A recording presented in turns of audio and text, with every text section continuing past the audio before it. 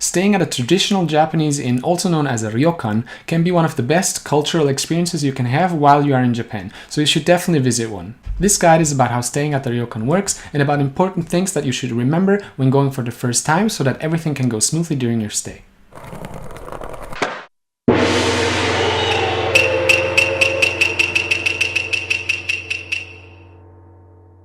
The lowest price for staying for one night in a good ryokan is around $70, but it can go up to $200 per person, depending on the meal included and also on its location.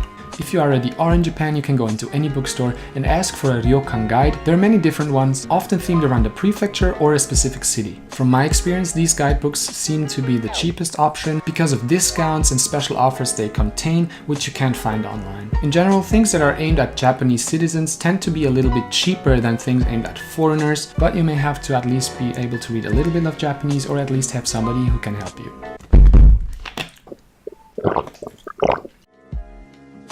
If you're still outside of Japan or you just can't read Japanese, a safe and reliable website I recommend to you is japantips.com. That's because they specialize in giving you the best experience that you can have in Japan. You can also go on similar websites like booking.com, but they usually list traditional inns and hotels together, which isn't ideal. It's also important to note that some ryokans label themselves as hotels nowadays, so if you see the word hotel anywhere, don't assume that it's nothing for you too quickly. Also, if you have no car to your disposal, pick a ryokan in a location that is accessible by train, because taking a cab can get expensive very quickly. The rooms in a ryokan are usually very unique, but they always have a distinct traditional design, so I recommend you to go to a place that takes full use of traditional practices for a more immersive experience. Beds on the floor, made up of a few futon and a very low table with small uncomfortable seats, are a given, so your legs will probably start tingling even before the first dish is served. But sitting on cushions on top of tatami in a spacious room divided by just a few sliding doors and getting served food in the most typical Japanese manner is the full package of tradition and culture that you can only really experience by staying at the ryokan. Be aware of the fact that in some ryokans, employees can come into your room at any time if you don't put the "Don't disturb" sign onto your door handle. They knock, but they don't really wait for an answer. I was super surprised the first time a lady came into our room after checking in, kneeled on the floor, bowed, and then told us everything about the time schedule for dinner and breakfast. She also brought some tea and delicious snacks, but my face probably looked like this the whole time. When entering the room for the first time, usually on the bed there are a few towels and some neatly folded clothes for you to change into. These clothes are called Yukata and come with a belt, a long coat, and jackets that you can wear over the coat. The yukata is put on directly over your underwear, and most people keep it on during their whole stay in the ryokan. Always fold the left side of the yukata over the right side, because folding the right over the left side is usually done at funerals. If you want to go outside, you can usually find some wooden sandals called geta at the entrance of the ryokan. They can hurt a lot if you walk too much in them, so be careful how far you wander off from the ryokan.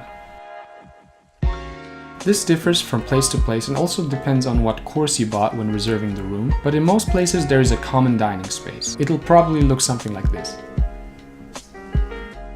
Most courses offer a multi-course dinner served at the table in your room and breakfast in the common dining hall with a personal bento and salad and dessert at a buffet. The bento usually contains fish, raw or cooked vegetables, tofu, and also pickles, which are called tsukemono in Japan and are eaten on top of white rice. Of course, there's also free water or tea, similar to most restaurants in Japan. In my opinion, besides the food, onsens are the best part about staying in a ryokan. So at least make sure that there is a public bath where you're going.